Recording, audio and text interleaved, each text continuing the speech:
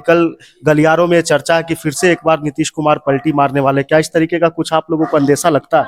में विपक्ष के नेताओं का यह कहना है कि नीतीश कुमार प्रगति नहीं दुर्गति यात्रा पर निकल रहे हैं। क्या आपको ऐसा नहीं लगता है कि छात्रों की बात मान लेनी चाहिए? अब की बार 200 पार, 243 में से 200 सीटें जीतने का लक्ष्य रखा गया, इसके कितने करीब है आप? साल 2000 से लगातार भारतीय जनता पार्टी के खाते में सीट रही है।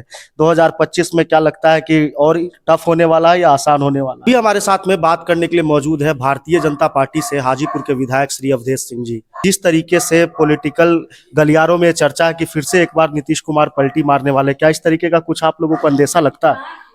ऐसा कुछ है नहीं।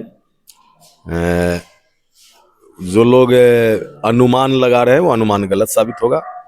माननीय मुख्यमंत्री जी, माननीय प्रधानमंत्री जी के नेतृत्व में लगातार संपर्क में और विकास कार्य की समीक्षा जिलावार कर रहे हैं, तो ऐसी कोई स्थिति नहीं है। जो भी है कहीं ना कहीं से कुछ लोग जो अनुमान लगा रहे हैं वो अनुमान ही साबित होगा। जिस तरीके से किसी भी बिल को लेकर के संशोधन करने के लिए कैबिनेट में कोई प्रस्ताव आता है तो विरोधी दल हमेशा उसके विरोध में उतर जाते हैं। हाल फिलहाल में वन नेशन वन इलेक्शन की चर्चा थी, जिसको लेकर के भी काफी सरगर्म देखने लगी। ऐसे में भारतीय जनता पार्टी इस मुद्दे पे क्या सोचती है? देखिए, एक परिवार जिसका वर्षों से शासन रहा है भारत की सरकार के रूप में, जो कांग्रेस ने काम किया है, तो कांग्रेस को लगता है कि कोई भी संस्था, कोई भी संगठन सबसे वो ऊपर है, चाहे वह सुप्रीम कोर्ट ही क्यों ना हो। और प्रधानमंत्री को प्रधानमंत्री नहीं मानना, सर्वोच्च न्यायालय को सर्वोच्च न्यायालय नहीं मानना, यह कांग्रेस के एक तरीके से खून में है।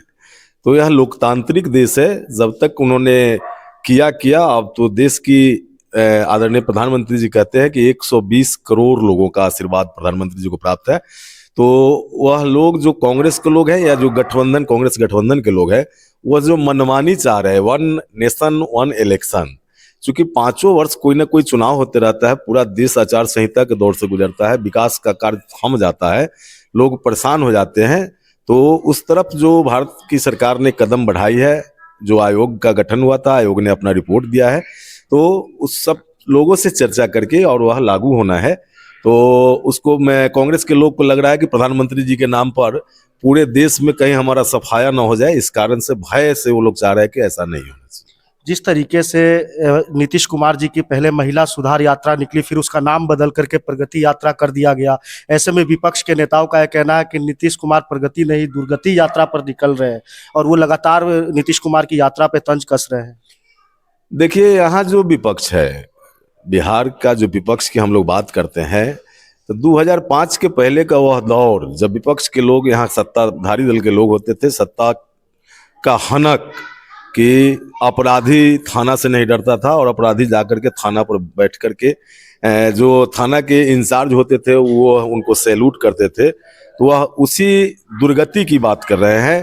तो अब एनडीए की जो सरकार है, माननीय मुख्यमंत्री जी के नेतृत्व में एनडीए की सरकार बिहार में काम कर रही है, और जो मनसा पाल के विरोधी दल वाले रखे हैं, वह कभी सफल नहीं होने वाला है।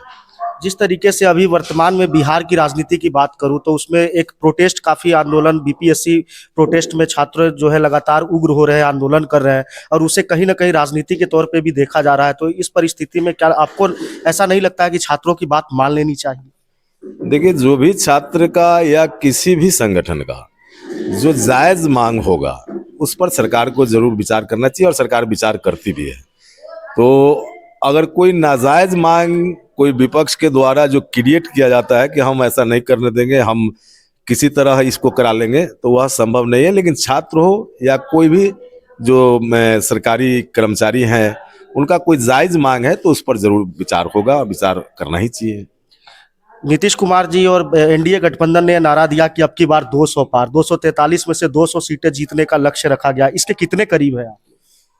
देखिए, अगर हमको लगता है कि माननीय मुख्यमंत्री जी के नेतृत्व में एनडीए ठीक ढंग से चुनाव लड़ता है, उम्मीदवारों का चयन अगर ठीक ठाक से होता है, तो हम तो समझते हैं कि 200 नहीं, 225 पार करेगा एनडीए। मतलब महागठबंधन कहीं नहीं रहेगी? अभी तो 4 जगहों पर उपचुनाव हुआ है। क्या दुर्गति हुई है उन लोगों की, उसमें किसी से छुपा नहीं है। जो परंपरागत सीट था, जो कभी 90 से एनडीए सीट नहीं जीत पाई थी, वहां भी एनडीए ने अपना जीत का परचम लहराया है। तो निश्चित तौर पर बिहार के लोगों ने एनडीए को अपना समर्थन दिया है, अपना आशीर्वाद दिया है, आगे भी वह समर्थन आशीर्वाद मिलता रहेगा एनडीए। हाजीपुर साल 2000 से लगातार भारतीय जनता पार्टी के खाते में सीट रही है। 2025 में क्या लगता है कि और टफ होने वाला है या आसान होने वाला है? अब टॉप होने वाला है, आसान होने वाला है, तो आपको पता चलेगा, क्योंकि लोग सब दल के लोग आपसे संपर्क में रहते हैं।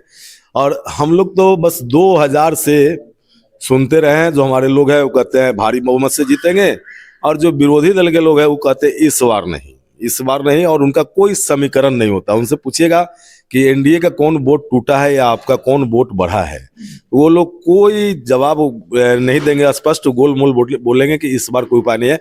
हमको जो लगता है कि एनडीए पूरे मजबूती से हाजीपुर को जीतेगी।